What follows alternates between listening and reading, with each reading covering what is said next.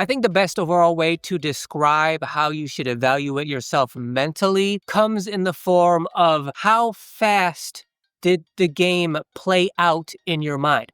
How fast was your perception of the game? So if you want, you can think of it in sort of two extremes, right?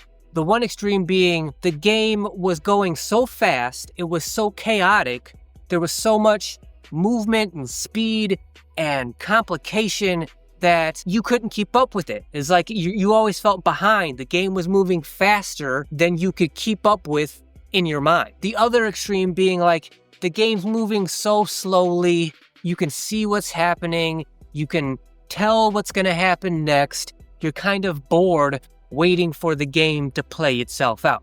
Those are the two extremes when we're talking about evaluating how you perceive the game mentally. The ideal side of spectrum to be on for that is the game's moving slowly, meaning the more the game moves slowly, the more bored you're apt to get waiting for the game to play out. That just means you have such a extreme understanding of the game that it might actually start to become boring for you to wait for the game to play out the way you already know it's going to play out. That's the ideal version of mentally evaluating yourself out here on the court where you want to be. Stepping back to talking about physically real quick, when I evaluated myself out here from a physical standpoint, there was two conditions. It was one, from a physical standpoint, I was pretty much where I expected myself to be.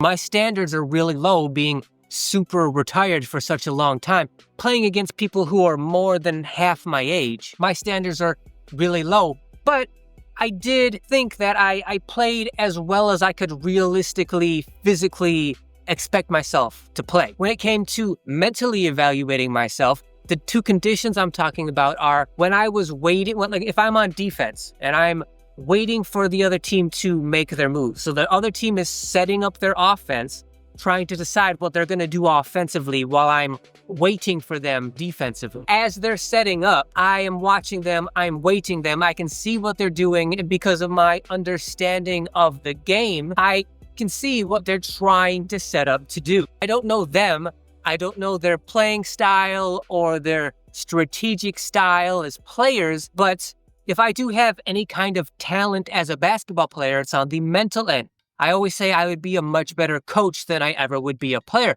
So as they're setting up, I'm just sort of standing in my defensive stance, sort of waiting for them to execute what I already know they're going to execute. But that's not to say anything against them. It's just I am just mentally talented when it comes to understanding the game. That's the first condition. So I'm sort of getting bored from a mental standpoint, waiting for them. The second condition is once they actually started executing and applying the strategy they were trying to execute, then mentally, that's when it seemed to speed up. So it's like slowly waiting for them to execute, and then they're executing.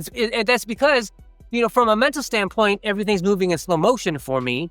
But from a physical standpoint, once they start actually executing, and because I'm so under-conditioned and they're half my age, once they started imposing themselves physically, that's when the game sped up for me mentally, because physically I couldn't keep up, and because of that, mentally the game accelerated in those quick moments.